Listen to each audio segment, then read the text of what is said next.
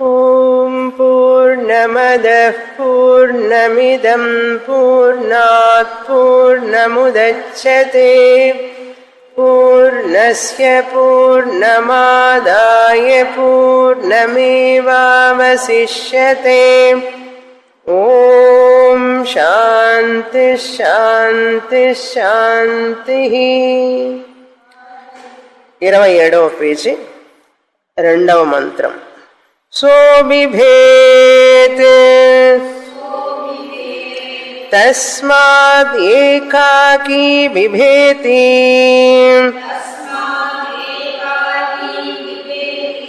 సహాయమీక్షాం చక్రే యన్మదన్యద్నాస్తి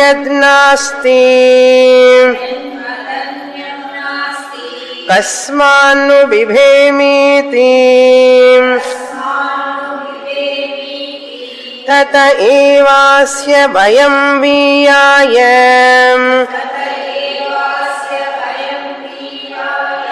కస్మాద్భ్యభేష్యత్ ద్వితీయాద్వై భయం భవతి.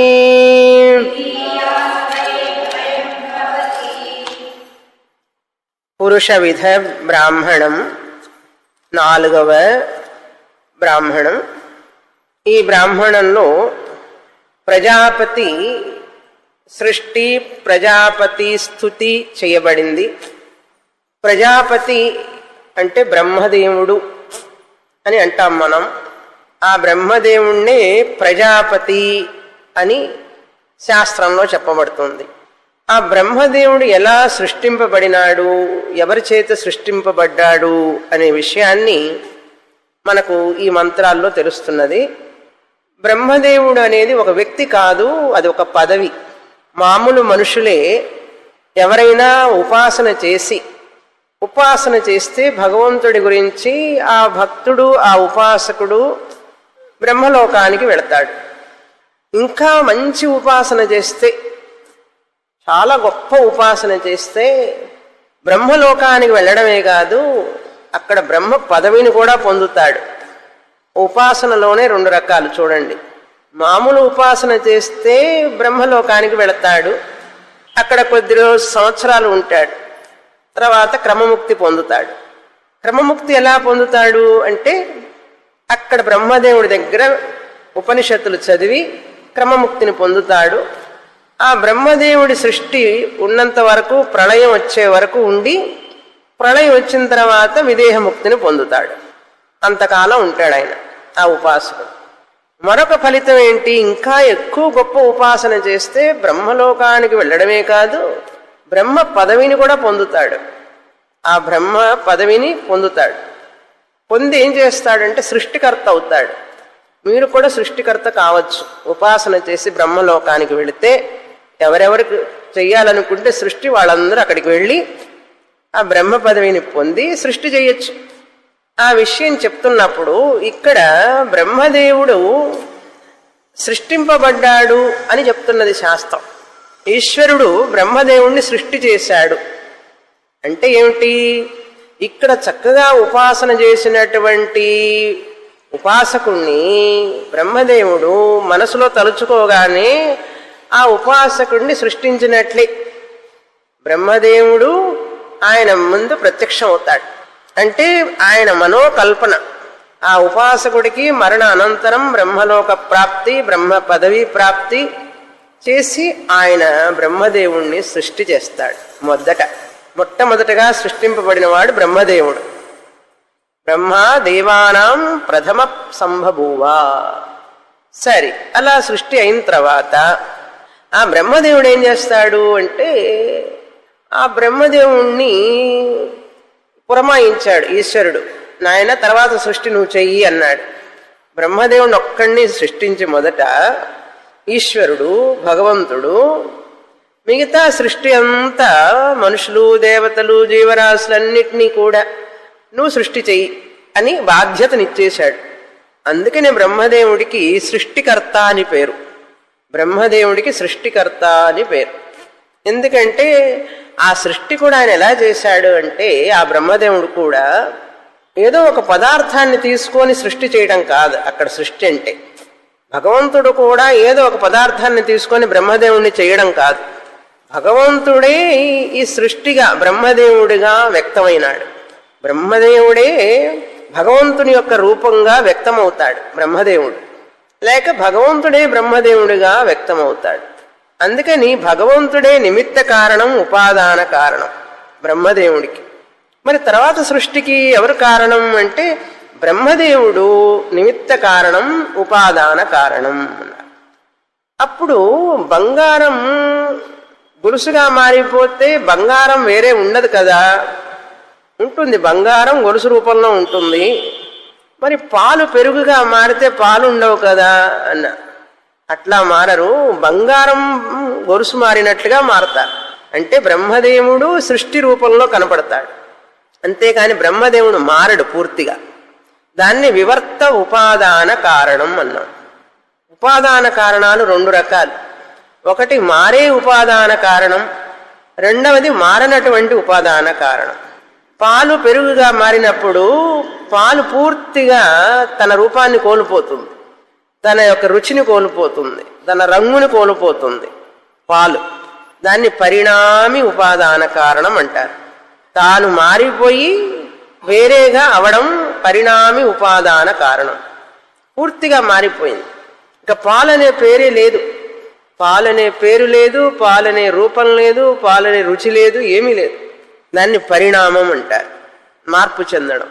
కానీ బంగారం ఆభరణంగా మారినప్పుడు బంగారం రూపం ఉన్నది, బంగారం మెరుపు ఉన్నది, బంగారం అనే పేరున్నది, బంగారపు గొలుసు అంటామే కదా, దాని యొక్క షైనింగ్ ఏం తగ్గలేదు కదా, ఏం మారకుండా ఉన్నది కనుక అది వివర్త ఉపాదాన కారణం అంటారు. తాను మారకుండా వేరేగా కనపడటం. అదేవిధంగా భగవంతుడు మారకుండానే బ్రహ్మదేవుడుగా తన అవతారాన్ని వ్యక్తం చేస్తాడు. అదేవిధంగా బ్రహ్మదేవుడు కూడా మారకుండా ఈ సృష్టిగా వ్యక్తమవుతాడు. అలా వ్యక్తం కావడానికి ముందు ఈ రెండవ మంత్రంలో ఏం చెప్పబడింది? మొదట భగవంతుడు ఒక్క బ్రహ్మనే సృష్టి చేశాడు.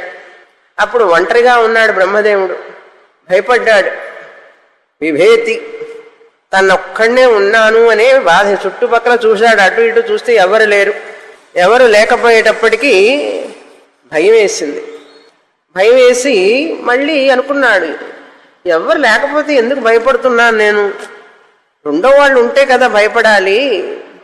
ద్వితీయాద్వై భయం భవతి. దేన్ని చూసి భయపడాలి నేను? రెండవది ఉంటే కదా భయపడాలి. భయం అనేది ఎప్పుడు కూడా ఒక దాని నుంచి వస్తుంది, ఒక కారణం వలన వస్తుంది. రెండవది లేనప్పుడు భయం ఎట్లా వస్తుందని చెప్పి ఆలోచించాడు మళ్ళీ. కనుక నేను భయపడాల్సిన పని లేదు అని చెప్పి అనుకున్నాడు. అనుకొని సరే నన్ను సృష్టి చేయమన్నాడు కదా భగవంతుడు అని చెప్పి సృష్టి చేయడానికి సంకల్పించాడు. ఈ మూడవ మంత్రం నుంచి సృష్టి మొదలవుతుంది.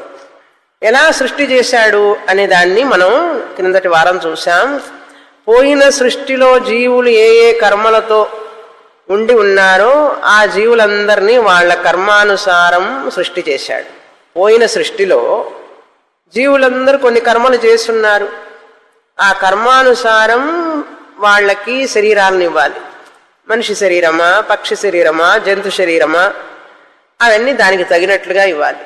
సుఖము, దుఃఖం, కష్టాలు, నష్టాలు, సంతోషం, ఇవన్నీ కూడా వాళ్ళ కర్మలు చూసి చిట్టా అంటారు చూసారు. చిత్రగుప్తుడు చిట్టాలాగా అవన్నీ చూస్తాడనమాట. చూసి వాళ్ళ కర్మానుసారంగా వాళ్ళకి ఆ శరీరాన్ని ఇస్తాడు. అంతేకాని ఆయన నిర్ణయించి ఏ కర్మని వీళ్ళకి సుఖం వీళ్ళకి దుఃఖం అని చెప్పి నిర్ణయించడు భగవంతుడు. మన చేసిన కర్మలు మనకు సుఖ రూపంలో దుఃఖ రూపంలో వస్తాయి అన్నారు. కనుక దానివల్ల మనకేం తెలుస్తుందంటే మనం మంచి కర్మలు చేస్తూ ఉంటే సుఖం వస్తుంది, చెడు కర్మలు చేస్తే దుఃఖం వస్తుంది. ఏమండి నేను ఈ జన్మలో చేయలేదు కదా చెడు కర్మలు, మరి దుఃఖం వస్తుంది అంటే ఇప్పుడు చెడు కర్మలు చేసినవి కాదు, ఎప్పుడెప్పుడో చేసినవన్నీ ఇప్పుడు వస్తున్నాయి. అవన్నీ కూడా పోవాలంటే దుఃఖం వస్తే ఇంకా ఎక్స్ట్రా పుణ్యం చేయాలన్నమాట. ఇప్పుడు మంచి పనులు చేసే దేనికోసం? నెక్స్ట్ పాపం జన్మ రాకుండా, కష్టం రాకుండా ఉండడానికి. మరి ఇప్పుడు పడే కష్టం రాకుండా ఉండాలి అంటే ఇంకా మంచి పనులు చేయాలి. మంచి పనులు చేస్తూ ఉంటే పాప ప్రారంధం కొంచెం తగ్గుతుంది. మంచి ఆలోచనలు, మంచి మాటలు, మంచి పనులు. మంచి పనులు అంటే ఏమిటండి అని అడగండి. మళ్ళీ అది తెలియని వాడు ఎవరూ లేరు. భగవద్గీతలోనే చదివాం. యజ్ఞ, దానం, తపస్సు, సత్యం, అహింస, ఇవన్నీ కూడా మంచి పనులు. అవన్నీ చెయ్యాలి అని మనకు శాస్త్రం చెప్తున్నది. తర్వాత 3వ మంత్రం చదువుతాం ఇప్పుడు. తర్వాత పేజీ 28వ పేజీ. ముందు భయపడ్డాడు, తర్వాత భయపడని అవసరం లేదనుకున్నాడు, భయం మానేశాడు, భయం పోయింది. మళ్ళీ ఏమనిపించింది మనసులో? ఆయన భావాలు ఇవన్నీ బ్రహ్మదేవుడి గారికి మనసులో వచ్చిన ఆలోచనలు అని అర్థం. 3వ మంత్రం. సవైనైవరే మే తస్మాదేకాకీ నరమతే సద్వితీయమైచ్ఛతే సహైతావానాస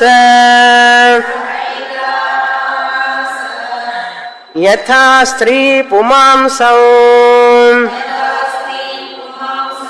సంపరిష్వక్తౌ సహ ఇమమేవాత్మానం ద్వేధా పాతయతే తతః పతిశ్చ పత్నీ చ అభవతాం తస్మాదిదం అర్ధమృగలమివ స్వయితిః స్యాహ యాజ్ఞవల్క్యః తస్మాదయమాకాశః స్త్రియా పూర్యత ఏవ తాం సమభవత్ తతో మనుష్యా అజాయంత.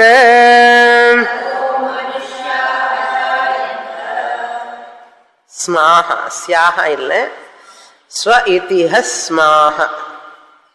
స్మ ప్లస్ ఆహ. ఆహ యాజ్ఞవల్క్యః. హస్మ ఆహ యాజ్ఞవల్క్యః. సవైనైవ రేమేన. ఒంటరిగా ఉండి ఎట్లా ఆనందిస్తాను నేను అనుకున్నాడు. మొదట భయం పోయింది, ఇప్పుడు ఆనందం కావాలి అనుకున్నాడు. ఆనందం కావాలి అంటే ఒంటరిగా ఉంటే ఆనందం ఎట్లా వస్తుంది? రెండో వస్తువు లేకుండా ఆనందం ఎట్లా వస్తుంది? సవైనైవ రేమి. నేను ఆనందించలేను కదా ఒక్కడిగా ఉండి. ఎందుకంటే ఏకాకీ నరమతే. ఒంటరిగా ఉండేవాడు ఎట్లా ఆనందంగా ఉంటాడు? ఒంటరిగా ఉన్న వ్యక్తి ఎలా ఆనందంగా ఉంటాడు? ఏకాకి నరమతే. ఒంటరిగా ఉండేవాళ్ళు సంతోషంగా ఉండలేరే అనుకున్నాడు. అనుకొని ఏం చేశాడు? సహా ద్వితీయమైచ్ఛత్. రెండవది కావాలని కోరుకున్నాడు. రెండవ పదార్థం కావాలని భావించాడు. ఐచ్ఛత్ మనసులో అనుకున్నాడు. సహా ఏతావాన్ అస్య యథా స్త్రీ పుమాంసౌ సంపరిష్వక్తౌ. ఈ విధంగా అనుకోగానే ఆయన మనసులో నుంచి సంకల్పమాత్రేణ ఒక స్త్రీ ఒక పురుషుడు వచ్చారు. ఇద్దరు ఇట్లా అంటుకొని కమల పిల్లలు వచ్చినట్లుగా ఒక స్త్రీ ఒక పురుషుడు ఇద్దరు కమల పిల్లల్లాగా కలిసి ఇట్లా వచ్చారు. ఆయన మనసులో ఇట్లా సంకల్పం చేయగానే ఇద్దరు ఇట్లా రాగానే వాళ్ళు ఎలా ఉన్నారట? ఇమమేవ ఆత్మానం ద్వేధాపాతయత్. తన నుంచి ఇమమేవ ఆత్మానం, తన స్వరూపం నుంచే, తన ఆలోచన నుంచి, తన మనసులో నుంచి, తన నుంచే ఈ ఇద్దరు కూడా వచ్చారు. వాళ్ళెవరుట? వచ్చిన వాళ్ళు స్త్రీ పుమాంసౌ సంపరిష్వక్తౌ. ఒక స్త్రీ ఒక పురుషుడు. పురుషుడి పేరు మను, స్త్రీ పేరు శతరూప. శతరూప మను ఇద్దరు సంపరిష్వక్తం అంటే ఆలింగనం చేసుకున్నట్లుగా వచ్చారు. సంపరిష్వక్తం అంటే కౌగిలించుకోవడం, ఆలింగనం చేసుకున్నట్లుగా వచ్చారు అన్నాడు. దానికి ఉపనిషత్తు చెప్తోంది, తతః పతిశ్చ పత్నీచ అభవతాం. వాళ్ళిద్దరూ కూడా భార్యాభర్తల్లాగా అయినారట. అర్ధనారీశ్వర్ ఏ విధంగా అంటే తస్మాదిదం అర్ధభృగలమివ స్వహ ఇది స్మ. ఇద్దరు ఎట్లా ఉన్నారటంటే మన వేరుశనగ బద్దలుంటాయి చూసారా, భృగలమివ అంటే దళం. మనం ఏ ధాన్యం అన్నా తీసుకోండి, కందులు కానీ ఈ పెసలు కానీ వేరుశనగలు కానీ అన్ని ధాన్యాలకి దాదాపు 2 ఉంటాయి కలిసి. మినువులు కానీ బద్దలు 2 బద్దలు కలిసి ఉంటేనే అది ఒక ధాన్యం అవుతుంది.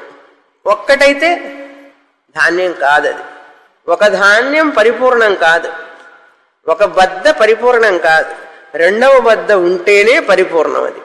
అవునా? ఒక బద్ద ఉన్నదనుకోండి, 2వ బద్ద లేకపోతే అక్కడ ఖాళీగా ఉన్నట్లే కదా.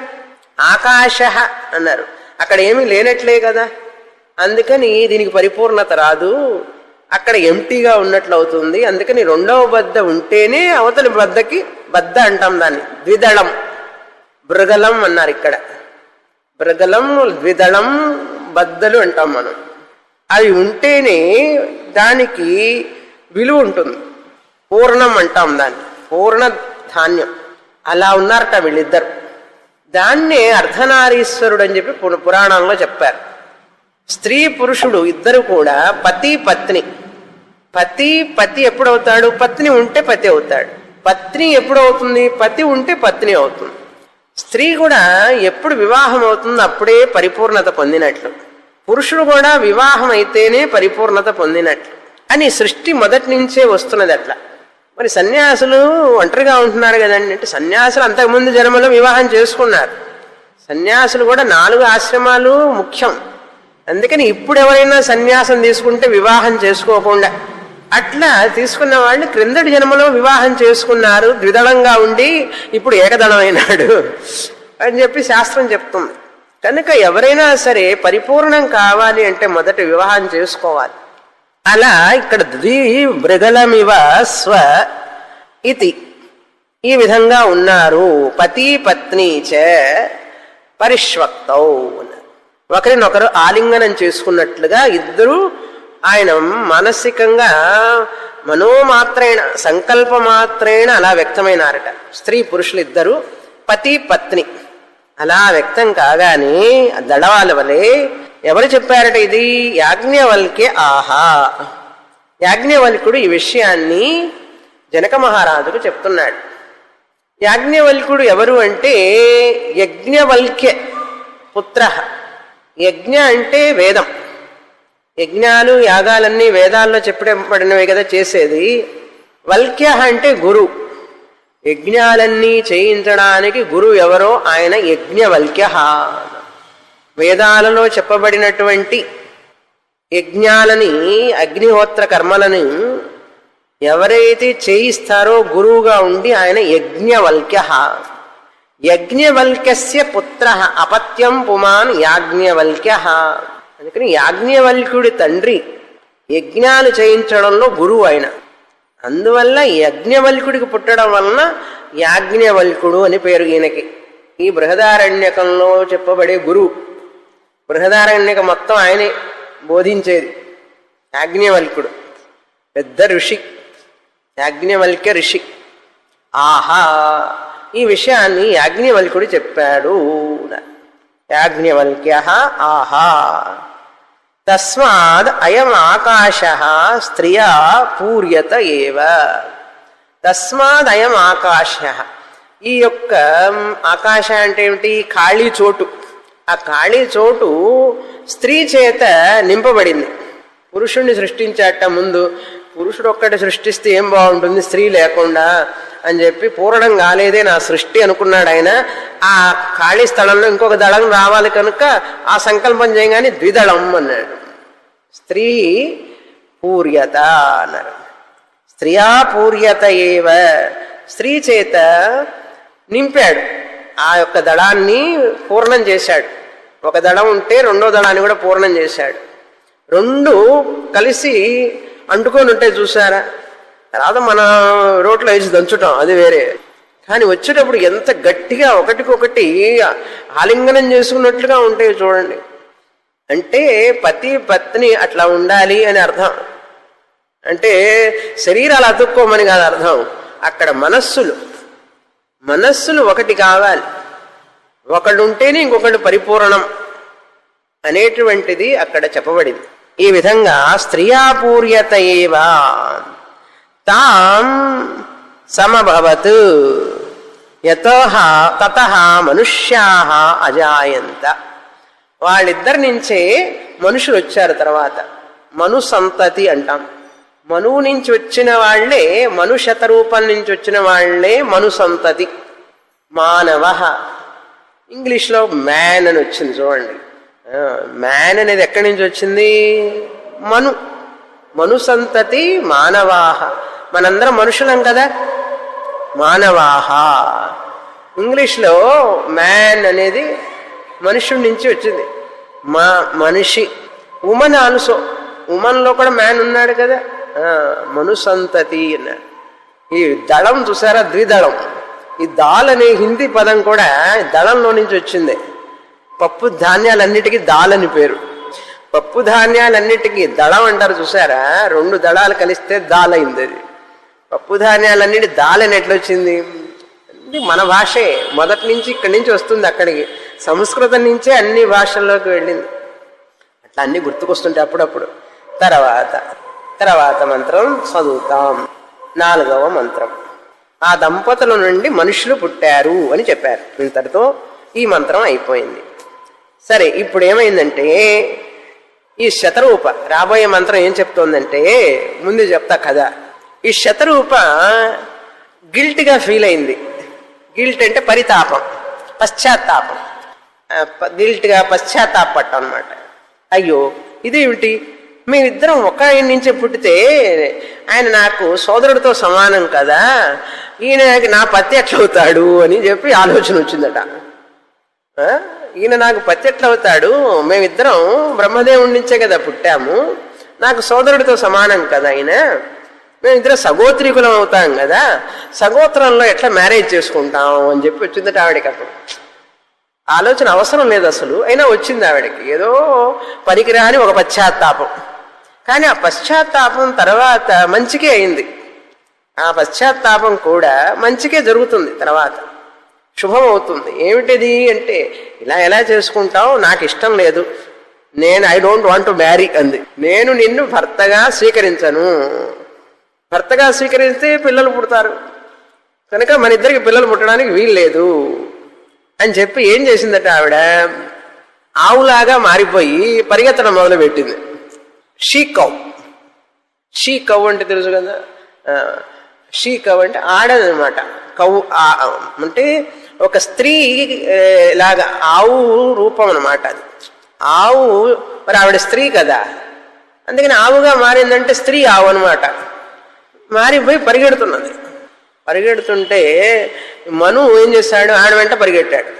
ఈయన తెలివిగలవాడు, నేను వృషభంలాగా మారాడు. ఆయన ఎద్దులాగా మారి రూపం మారి భారీగా స్వీకరించాడు ఆ గోవుని.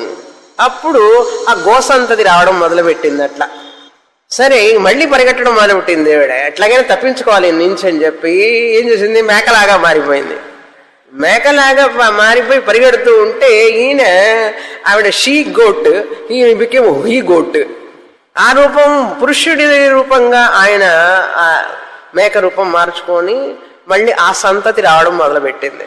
అట్లాగే పొట్టేళ్ళు, గొర్రెలు, రకరకాల జీవరాశులు ఎన్నైతే ఉన్నాయో, స్త్రీ పురుష, మేల్ ఫిమేల్ అనమాట, అన్ని జీవరాశులు. అందుకని ఇప్పుడు మన సృష్టిలో చూస్తే ప్రతి జీవరాశి పుంలింగం స్త్రీలింగం రెండు ఉంటాయి. ఒకే లింగం ఉన్నటువంటి జీవరాశి లేదు చూసారా.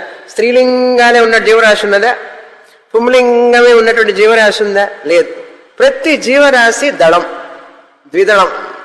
ఈ పని ఎవరు చేశారంటే శతరూప చేసిన పని. పరిగెత్తి అన్ని జీవరాశులు, పక్షులు రకరకాలుగా మారింది ఆవిడ. అంటే ఆవిడ అలా పశ్చాత్తాపం పడినది కూడా మంచికే జరిగింది. ఏనుగులు, గుర్రాలు, పొటేళ్ళు, గొర్రెలు, ఇవన్నీ రకరకాల జీవరాశులు, పక్షులు, రకరకాల పక్షులు, రకరకాల జీవరాశులు, కీటకాలు, క్రిములు అన్నీ కూడా రకరకాలుగా మారేటప్పటికీ అదేవిధంగా ఆయన కూడా రకరకాలుగా మారుతూ అన్ని జీవరాశుల్లో పురుషతత్వంగా, స్త్రీతత్వంగా అలా మారబట్టి ఇంత సృష్టి జరిగిందట. అప్పుడు శతరూప పశ్చాత్తాపం మంచికే జరిగింది అంటారు. అక్కడ ఇంకొక విషయం ఏంటంటే ఆయన శతరూప పశ్చాత్తాప పడాల్సిన పని లేదు. ఎందుకంటే సగోత్రీకులైతే వివాహం చేసుకోకూడదు. అంటే ఒకే గోత్రం అయితే, ఒకే తల్లిదండ్రికి పుట్టిన వాళ్ళు ఒకే గోత్రీకులు అవుతారు కదా. ఒక గోత్రంలో ఉన్నప్పుడు భారద్వాజ గోత్రం, కౌండిన్యస గోత్రం, గర్గ గోత్రం అని ఎట్లా ఉంటుంది. ఆ గోత్రంలో ఉన్నవాడు వివాహం చేసుకోకూడదు అని చెప్పి తర్వాత నియమం వచ్చింది. డాక్టర్లు కూడా అదే అంటారు, ఒక గోత్రంలో ఒకే రిలేషన్లో చేసుకుంటే మంచిది కాదు అంటారు. కానీ అప్పుడు శతరూప మను ఉన్నప్పుడు వేరే గోత్రం లేదు, వేరే గోత్రం లేదు, ఒకటే గోత్రం ఉన్నదే కనుక ఆ నియమం అప్పుడు లేదు అని మనం తెలుసుకోవాలి. ఇప్పుడు ఒక గోత్రంలోనే చేసుకోకూడదు అని పశ్చాత్తాపం ఆమెకి అవసరం లేని పశ్చాత్తాపం. అది అన్నెసెసరీ రిపెంటెన్స్, అన్నెసెసరీ గిల్ట్ అంటారు దాన్ని. నెసెసరీ గిల్ట్ కాదు, అది అన్నెసెసరీ గిల్ట్, అవసరం లేనటువంటి పశ్చాత్తాపం. ఎందుకంటే సగోత్రం ఏమిటి, రెండో గోత్రం ఉంటే కదా నువ్వు బాధపడటానికి. రెండో గోత్రమే లేదు కదా. ఇప్పుడు భార్యాభర్తలు మీరు అయిన తర్వాత తర్వాత తర్వాత తర్వాత తర్వాత కదా గోత్రాలు మారతాయి. ఇప్పుడు ఇద్దరే కదా ఉన్నది, ఇంకో కుటుంబం లేదు. ఇంకో కుటుంబం వచ్చి ఇంకో కుటుంబం వస్తే 3 కుటుంబాలు, 4 కుటుంబాలు, 5 కుటుంబాలు అయితే అప్పుడు సగోత్రమా విగోత్రమా అని కన్ఫ్యూషన్ రావచ్చు. అర్థమవుతోందా? దీని మీద పెద్ద పెద్ద ఆర్గ్యుమెంట్లు చేస్తారు అందరు. ఎందుకంటే కొన్ని విషయాలని శాస్త్రంలో చెప్పినవి మనం సరి అయిన దృక్పథంతో చూడాలి, లేకపోతే మనకు కన్ఫ్యూషన్ వస్తుంది. ఇప్పుడు సగోత్రం విగోత్రం, వేరే గోత్రం అంటే వేరే వాళ్ళు ఉంటేనే కదా నీకు ఆ బాధ రావాలి. ఉన్నది ఒకటే గోత్రం కనుక ఈ గోత్రం ప్రాబ్లం అప్పుడు రైజ్ కాదు అసలు యాక్చువల్గా. ఇప్పుడు వేరే గోత్రాల వాళ్ళు ఉన్నప్పుడు నువ్వు సగోత్రంలో చేసుకోకూడదు అని నియమం ఉంటుంది. కానీ ఉన్నదే ఒక గోత్రం, ఇంకేంటి గోత్రం? అప్పుడు గోత్రాల యొక్క నియమం లేదు. ఎప్పుడు వాళ్ళిద్దరు ఉన్నప్పుడు మాత్రమే ఆ క్షణం, కనుక గోత్రంతో పని లేదు అప్పుడు. కానీ ఆవిడకి ఆ సమయంలో అనవసరమైనటువంటి పశ్చాత్తాపం రావడం ఎందుకు వచ్చింది అంటే ఇవన్నీ రావడం కోసం, ఈ జీవరాశులన్నీ అని. సృష్టిలో మంచి చెడు అనేది మానవులు నిర్ణయించలేరు. మానవుల బుద్ధికి అందనటువంటిది శాస్త్రం. ఈ మానవుల బుద్ధి చాలా సంకుచితం, చాలా చాలా సంకుచితం. నేను ఒకసారి చూసా ఈమెయిల్లో ఒక చోట, ఈ ఇన్సిడెంట్ని వేరే మతాల వాళ్ళు దూషించడం, నిందించడం, రకరకాలుగా చేయడం ఉంది పెద్ద ఆర్టికల్. అది మన వాళ్ళు చదువుతారు. ఎవరు? ఏ శాస్త్రం చదవని వాళ్ళందరూ చదువుతారు. అది ఆహా ఇన్ని దోషాలు ఉన్నాయా మా శాస్త్రంలో అంటారు. వేదంలో దోషం లేదు, మన బుద్ధిలో దోషం ఉంది. కనుక వేదాన్ని అర్థం చేసుకునేటటువంటి బుద్ధి మానవులకు లేదు. వేదాలలో చెప్పింది అర్థం చేసుకోవడం సామాన్య మానవులకి అర్థమయ్యేది కాదు. అది సామాన్య మానవుడు అర్థం చేసుకోలేడు, ఋషి కావాలి. ఋషి అయిన వాడే అర్థం చేసుకుంటాడు ఏది ధర్మం, ఏది మంచి, ఏది చెడు అనేది, ఎంతవరకు ఎక్కడ అనేది, నియమాలు ఇవన్నీ కూడా సామాన్య మానవులకు అర్థం కావు.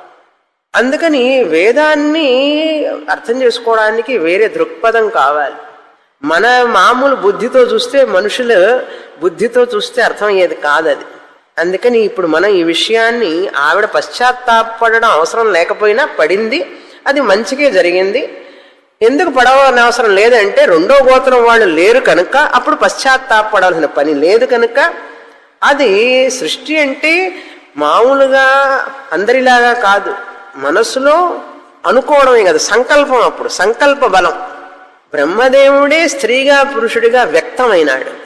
అక్కడి నుంచి యాడమ్ అండ్ ఈవ్ అంటుంటారు చూసారా వాళ్ళు, అక్కడి నుంచి వీళ్ళకి కోరికలు, మనుషులు రకరకాలుగా మారి ఆ ఇంద్రియ భోగాలు దిగజారారు. కానీ మామూలుగా సృష్టిలో దోషం లేదు అస్సలు. సృష్టి అనేది ఒక అద్భుతమైనటువంటి కల్పన, భగవంతుడి కల్పన అది. ఆ కల్పన నుంచి మనం దిగజారాం. మనుషులు, మానవ మాతృలు ఇంద్రియ భోగ లాలసులై ఆ యొక్క కల్పన నుంచి దిగజారడం వలన మనకు ఈ దిగజారినటువంటి మనస్సుతో చూస్తాం మనం అన్నీ. కానీ ఇంతకంటే ఎక్కువ చెప్పలేను, ఇంకా మీరు ఆలోచించుకోవాలి ఇంటికి వెళ్ళి. మనుషులు ఈ ఇంద్రియ భోగాలతో సంబంధాలను చూస్తూ చూస్తూ దిగజారాడు మానవుడు. ఆ మానసికంగా దిగజారి ఆ దిగజారిన మనసుతో అన్ని చూస్తాడు. ఆ కోణం నుంచి చూడటం వల్ల అన్ని దోషాలే కనపడతాయి. కనుక ఆ కోణంలో నుంచి చూసే దోషాలు చూసేవాడికి మనం చెప్పాల్సిన పని లేదు, వాడికి అర్థము కాదు. కనుక వాడి కోణం మారాలి. అలా మారాలి అంటే శాస్త్రం చదవాలి. అందుకని వాడు మారేది లేదు, వాళ్ళు కోణాలు మారవు. ఎందుకంటే కోణాలు మారాలంటే తపస్సు చెయ్యాలి. తపస్సు చేసి ఇంద్రియ మనస్సుల నుంచి అతీతంగా దాటి రావాలి. అలా రాగలిగితే వస్తే ప్రశ్నించడు, రానప్పుడు ప్రశ్నిస్తాడు. ప్రశ్నించిన వాడికి చెప్పినా అర్థం కాదు, ఎందుకంటే తపశ్శక్తి లేదు కనుక అర్థం కాదు. కనుక ఏ విధంగా చూసినా వాళ్ళతో మాట్లాడకుండా ఉండడం మంచిది. సరే, మంత్రం చదవకుండానే ఇంత కథ చెప్పేశారు ఏమిటండి అన్నారు. ఇది విషయం. మంత్రం చదివేస్తాం ఇప్పుడు. 29వ పేజీ 4వ మంత్రం. ఇక్కడ సా అని ఉన్నది, దాన్ని సోగా మార్చుకోండి. సోహేయమీక్షాం చక్రే కథన్ను ఆత్మనః ఏవ జనయిత్వా సంభవతి హంత తిరోసానీతి సా గౌరభవత్ ఋషభః ఇతరః తాం సమేవాభవత్ తతో గావో జాయంత వడవేతరాభవత్ అశ్వవృష ఇతరః గర్ధభీతరా గర్ధభ ఇతరః తాం సమేవాభవత్ తతః ఏకశఫమజాయత అజేతరాభవత్ వస్త ఇతరః అవిరతరామేష ఇతరః తాం సమేవాభవత్ తతోజా మయో అజాయంత ఏవమేవ యదిదం కించ మిథునం ఆపిపీలికాభ్యః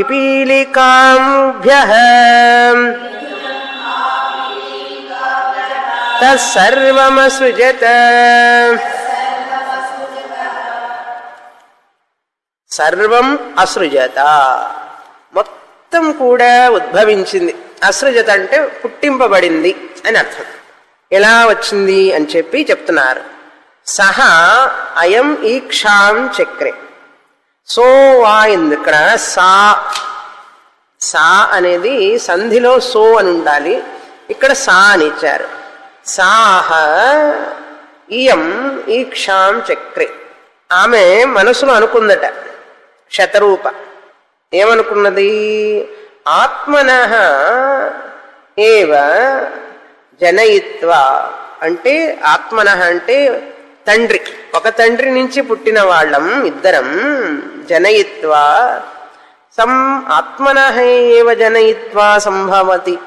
మేమిద్దరం కూడా ఒక తండ్రి నుంచి వచ్చిన వాళ్ళమే కదా, కనుక ఎలా మా ఇద్దరి నుంచి మళ్ళీ సంతానం వస్తుంది అనుకున్నదట.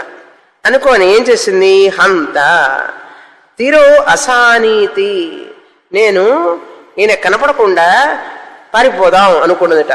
తిరో అసాని, కనపడకుండా ఎక్కడైనా దాక్కుందాం అనుకున్నదట. అనుకొని సా గౌరవ భవతు, ఎంతసేపు పరిగెడుతుంది, అందుకని ఆవు అయిపోయిందిట. గౌహు అభవత్, ఆయన వృషభంగా మారిపోయినాడు. మారిపోయిన తర్వాత ఇద్దరికి మామూలు ప్రకృతి కదా, ప్రకృతి సహజంగా వాళ్ళిద్దరూ ఆ వృషభం ఆవు కలిసి సంతానాన్ని కంటున్నాయి. తర్వాత తాం సమేభావత్, సమేవాభవత్ అంటే ఒకటైనారు వాళ్ళిద్దరు. గో అండ్ వృషభం, ఎద్దు ఆవు ఒకటైనవి. అట్లాగే గేదెలు, దున్నలు రకరకాలన్నమాట. ఇక్కడ కొన్ని శాంపుల్స్ చెప్పారు, అవన్నీ మీకు తెలుగులో ఉన్నాయి, ట్రాన్స్లేషన్ మీరు చదువుకోవచ్చు. అది ప్రతిదీ నేను చెప్పను. ఇంకా తర్వాత గాడిద, ఆడగాడిద, పురుష గాడిదని ఇట్లా రకరకాలుగా చెప్పారు. పక్షులు, జంతువులన్నీ కూడా, అంటే మేకలు, గొర్రెలు, పొటేళ్ళు రకరకాలన్నీ వచ్చినాయి మరి సృష్టిలో. ఇవన్నీ వచ్చిన తర్వాత ఏమైంది, మేషయితరహ అజహ అని రకరకాలు చెప్పారు. 4 అంటే కాళ్ళ గిట్టలు, 2 గిట్టలున్న కాళ్ళు, 4 గిట్టలున్న కాళ్ళు, అట్లాంటివి కూడా చెప్పారు. ఇక్కడ రకరకాల జంతువులు అన్నమాట, అవన్నీ చెప్పారు. ఇట్లా ఈ విధంగా సృష్టి ఆ పిపీలికాభ్య, చీమ వరకు, పిపీలిక అంటే చీమ, చీమ వరకు ఆడచీమ, మగ చీమ, ఆడయిగ మగయిగ, ఇట్లా ఆడా మగ అని 84 కోట్ల జీవరాశులు పుట్టినాయి. ఇలా పుట్టిన తర్వాత సృష్టి అయిందట. అయిన తర్వాత ఏమైంది తర్వాత చెప్తున్నారు. 5వ మంత్రం చదువుతాం. ఇప్పుడు సృష్టి జరిగిందండి, ఈ జగత్ సృష్టి జరిగింది, మరి దేవతల సృష్టి చేయాలి కదా. ఇప్పుడు దేవతల సృష్టి చెయ్యాలి. తర్వాత క్రిందనే ఉంది, 5వ మంత్రం చదువుతాం. సోవేదే అహం వామ సృష్టిరస్మి అహం హీదం సర్వమసృష్టితే తతః సృష్టిరభవత్ సృష్ట్యాం హ్యాస్యైతస్యాం భవతి య ఏవం వేద. ఇప్పుడు దేవతల సృష్టి చెప్పడానికి ముందు మరొక విషయం చెప్తున్నది ఉపనిషత్తు. ఏమనంటే బ్రహ్మదేవుడు అనుకున్నాడట, ఇప్పుడు శతరూప మనువుని సృష్టి చేసిన తర్వాత శతరూప ఈ విధంగా అనుకోవడం వల్ల అనేక జీవరాశులుగా మారి వెళ్తుండటం వల్ల స్త్రీ రూపంలో ఉన్నటువంటి అనేక జీవరాశులు, అప్పుడు మనువు కూడా పురుష రూపంలో ఉన్న అనేక జీవరాశులుగా మారాడు. ఇలా మారి మారి మారి జీవరాశుల సృష్టి పెరిగిపోయింది. పెరిగిపోయేటప్పటికీ బ్రహ్మదేవుడు అనుకున్నాడు, ఆహా నేను ఈ సృష్టి చేశాను అని అనుకున్నాట. సృష్టి చేశాను అనుకోగానే అప్పుడు నేనే కదా సృష్టికర్తని, ఈ సృష్టి ఎక్కడి నుంచి వచ్చింది, నా నుంచే కదా వచ్చింది, కనుక నేనే సృష్టిని, నేనే సృష్టికర్తని. Creation is my self and creator is also my self అని అర్థం. ఎందుకంటే ఆయన నుంచి వేరుగా ఏమీ లేదు, ఉపాదాన కారణం. ఆయనే ఉపాదాన కారణంగా ఉండి ఈ సృష్టిగా కనపడుతున్నాడు బ్రహ్మదేవుడు. మన పిల్లలు కూడా వేరే ఉన్నారా, ఈ శరీరంలో నుంచి వచ్చినటువంటి రూపమే కదా అది. పిల్లల్ని తయారు చేసేటప్పుడు అబ్బాయిని అమ్మాయిని ఏదైనా తీసుకొచ్చి మీరు తయారు చేశారా, ఈ శరీరంలోంచి రూపమే ఆ రూపంగా వ్యక్తం అవుతున్నది. చూసారా, అది ఎక్కడ ఈ ఆలోచన సైంటిఫిక్గా ఎక్కడ దెబ్బతిందో. సైంటిఫిక్గా అనకూడదు, ఇప్పుడు మనకున్న అనుభవానికి తగినట్లుగా ఉంటుంది మన శాస్త్రం. ఆర్టికల్ ఒకటి వచ్చింది చూసారా పేపర్లో, డార్విన్ సిద్ధాంతాన్ని ఒప్పుకోకూడదు అని చెప్పి న్యూస్. డార్విన్ సిద్ధాంతం ఏంటంటే గొరిల్లాలో నుంచి వచ్చాంటాం మనం, చింపాంజీ, కోతి. గొరిల్లా అంటే కోతి, పెద్ద కోతి అంటారు దాన్ని. చింపాంజీలో నుంచి, కోతిలో నుంచి పుట్టాడు మనిషి అనేటువంటిది ఎక్కడా శాస్త్రాల్లో లేదు. ఆయన ఎవరో మినిస్టర్ ఒక ఆయన అబ్జెక్ట్ చేశాడు, ఎక్కడా శాస్త్రాల్లో చెప్పబడలేదు, మా తాతయ్య అమ్మమ్మ ఎవరు కూడా మాకు ఈ కథలు చెప్పలేదు, ఒరే మనందరం కోతుల నుంచి వచ్చానురా అని ఎవరు చెప్పలేదు. కనుక డార్విన్ సిద్ధాంతం అనేటువంటిది సృష్టి సిద్ధాంతం, సృష్టి పరిణామం. కోతి నుంచి వచ్చాడు మనిషి అనే సిద్ధాంతం ఎక్కడా అనుభవ విరుద్ధం అన్నాడు. మాకు పురాణాల్లో లేదు, శాస్త్రంలో ఎక్కడా లేదు, మా పెద్దలు ఎప్పుడు మాకు చెప్పలేదు, కనుక మాకు డార్విన్ సిద్ధాంతం అవసరం లేదని చెప్పి తీసేయాలి పాఠంలో నుంచి అన్నాడు ఆయన. ఏమంటే డార్విన్ సిద్ధాంతం ఇక్కడ చెప్పింది, మనం కోతి నుంచి పుట్టామా? కనుక ఆ సిద్ధాంతాలు ఇక్కడే కాదు, అసలు అమెరికాలో కూడా ఆ సిద్ధాంతాన్ని ఒప్పుకోవడంలా. ఈ క్రిస్టియన్స్లోనే క్యాథలిక్స్, ప్రొటెస్టెంట్స్ 2 రకాలు ఉన్నారు. ఒక థియరీ వాళ్ళు ఈ డార్వినిజాన్ని ఒప్పుకోరు అక్కడ. కనుక ఇప్పుడు మన శాస్త్రంలో కూడా లేదని చెప్తున్నారు, అది వేరే విషయం. ఈ సృష్టి అనేది వేరే ఒక పదార్థంతో తయారు చేసినది కాదు, బ్రహ్మదేవుడి నుంచే అది వ్యక్తమైంది. కనుక నేనే ఈ సృష్టి అన్నాడు ఆయన. బంగారం ఉందండి, బంగారమే అన్ని ఆభరణాలుగా ఉంది కదా, కనపడుతోంది కదా. ఇప్పుడు బంగారం అంటోంది నేనే ఈ ఆభరణాలన్నీ. తప్పే ఉన్నది అందులో? బంగారమే కదా ఆభరణాల్లా కనపడుతోంది. కనుక నేనే ఈ ఆభరణాలన్నీ, ఈ తంగమాళిగే అంతా నేనే అన్నది.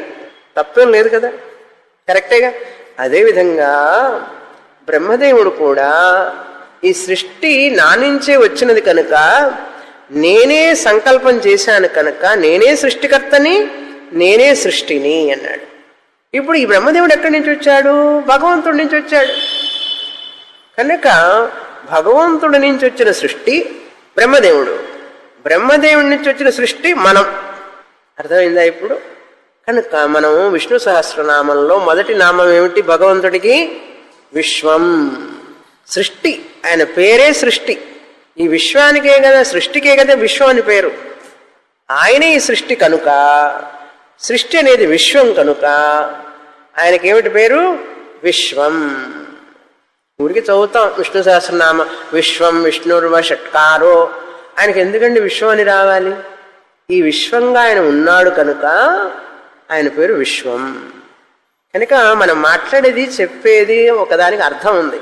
మీరు 18 పురాణాలు, 36 పురాణాలు తీసుకున్నా కూడా ఎక్కడ ఒక్క క్లాష్ రాదు.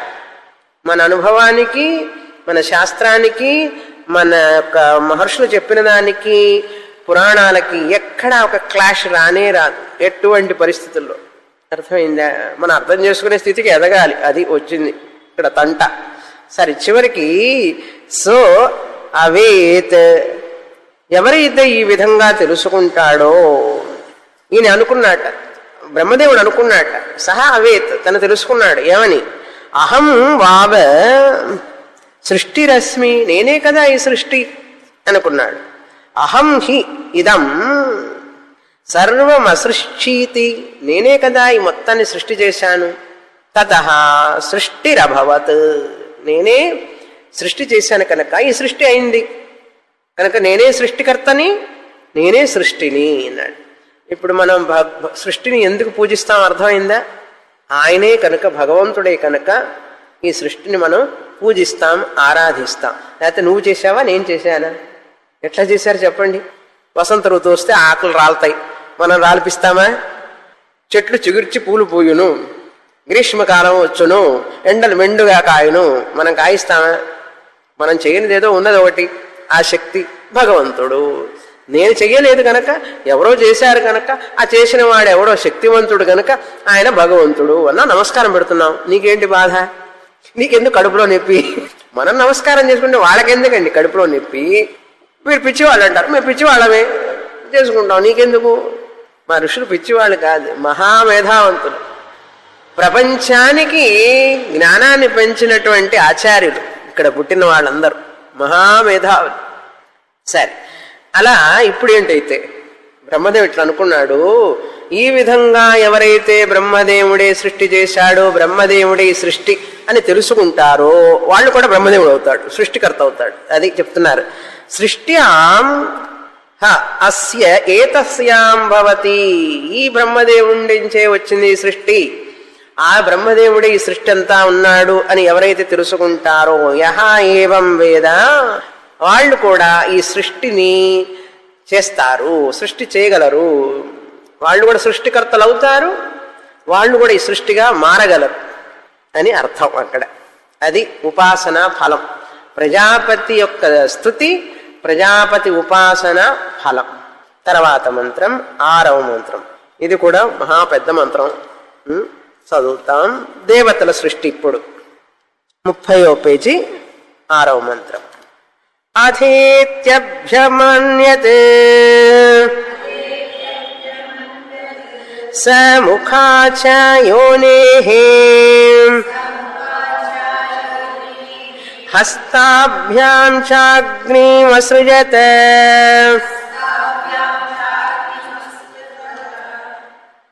తస్మాదేతదుభయం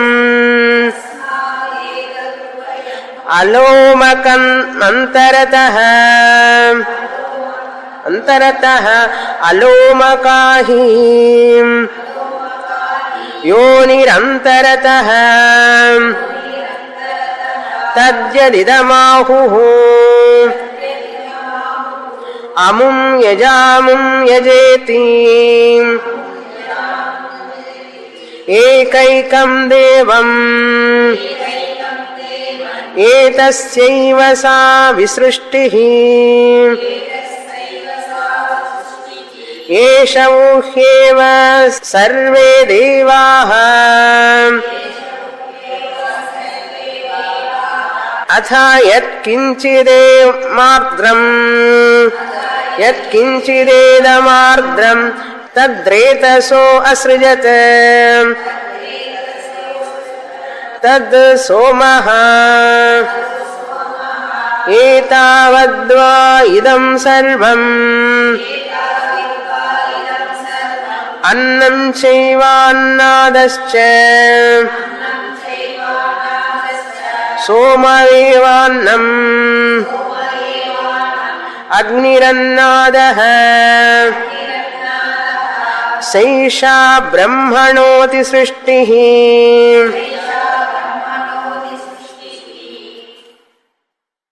ఇంతవరకు చూస్తాం. ఇప్పుడు ఇక్కడ దేవతల సృష్టి అంటే మనకు శ్రోత్రస్య దిగ్దేవత, త్వచో వాయు, చక్షుష సూర్య, ఈ దేవతలందరూ ఉన్నారు, అధిష్టాన దేవతలు. వీళ్ళందరినీ సృష్టి చేశాడు. ఆ చేయడానికి ముందు దేవతలని ఎలా సృష్టి చేశాడు అంటే అగ్నిదేవత, సోమదేవత అని ఇద్దరు దేవతలు. ఇక్కడ 4 మెట్లుగా చెప్పుకోవాలి ఈ దేవత సృష్టి. అగ్నిదేవత, సోమదేవత అని చిహ్నాలన్నమాట వాళ్ళకి. ఇద్దరు దేవతలు. మొదట మిథునం అంటారు. అగ్నిదేవత, సోమదేవత, మిథునం. ఇది మొదటి అర్థం. రెండవ అర్థం, వైదిక కర్మలు చేసేటప్పుడు అగ్నిహోత్రం చేస్తాం. అగ్నిహోత్రంలో ఈ సోమరసాన్ని పోస్తారు, హోమం చేస్తారు. ఈ సోమరసాన్ని అగ్నిదేవుడు సోమరసాన్ని స్వీకరించేవాడు. సోమరసం అగ్నిదేవుడి చేత భక్షింపబడుతోంది కనుక భోక్త అగ్నిదేవుడు, భక్షింపబడేది సోమరసం. అట్లా ఆ అగ్నిదేవుడు సోమరసం. రెండో మెట్టులో అగ్నిలో ఆహుతి అవుతుంది సోమరసం. సోమరసం సోమలత అనే ఒక తీగ నుంచి తీసిన రసం సోమరసం. ఆ సోమరసం కూడా ఈ చంద్రుడి వల్ల బాగా అభివృద్ధి చెందుతుందట. దానిలో పోషకాలన్నీ చంద్రుడి వల్ల వస్తాయి. గామావిశ్యచ భూతాని ధారయామ్యహమోజసా పుష్ణామి చౌషధీ సర్వాః సోమో భూత్వా రసాత్మకః. ఇది రెండవ మెట్టు, అగ్నిహోత్రం, సోమరసం. మూడవ అర్థం ఏంటంటే అగ్నితత్వం మన శరీరంలో కూడా ఉంది. మన కడుపులో, పొట్టలో జాఠరాగ్ని అనే పేరుతో ఉంది. ఈ జాఠరాగ్ని మనం ఏం చేస్తాం, అగ్నితో సమానం. ఇది మనం ఏమేమి తింటాం, అన్ని పోషకాలు. ఆ పండ్లల్లో ఉన్నాయి, ఈ కూరగాయలు ఉన్నాయి, ధాన్యాల్లో అన్ని పోషకాలు చూసుకునేదా మరి తింటాం. ఈ పోషకాలన్నీ కూడా సోమరసంతో సమానం. మన పొట్టలో ఉన్న అగ్ని జాఠరాగ్ని అగ్నితో సమానం కనుక ఈ యొక్క పోషకాలన్నీ భోజించేవాడు అగ్ని భోక్త. ఈ అన్నం మనం తినేటటువంటి పోషకాలతో కూడిన ఆహారం భోగ్యం, భోజ్యం, భోక్త. అగ్నిదేవుడు ఈ జాఠరాగ్ని, సోమరసం ఈ యొక్క పోషకాలతో కూడినటువంటిది ఆహారం. ఈ రెండు కలుస్తాయి లోపల. ఇది మూడవ అర్థం. నాలుగవ అర్థం ఏమిటంటే అగ్నిని ఏమంటాం, భుజించేవాడు అంటాం. ఏం భుజిస్తున్నాడు అగ్ని? భోక్తృ ప్రపంచాన్ని. ఈ ప్రపంచాన్ని, భోగ్య ప్రపంచం ఆయనకి, ఆయన భోక్త, ఇది భోగ్య ప్రపంచం. కనుక అగ్నిదేవత భోక్త, సోమరసం భోగ్య ప్రపంచం అని ఇట్లా 4 విధాలుగా చెప్పబడుతోంది. ఆ మిగతా అర్థం వచ్చే వారం చూస్తాం. పూర్ణమదః పూర్ణమిదం పూర్ణాత్ పూర్ణముదచ్యతే పూర్ణస్య పూర్ణమాదాయ పూర్ణమేవావశిష్యతే. ఓం శాంతి శాంతి శాంతి. హరి ఓం. శ్రీ గురుభ్యో నమః. హరి ఓం.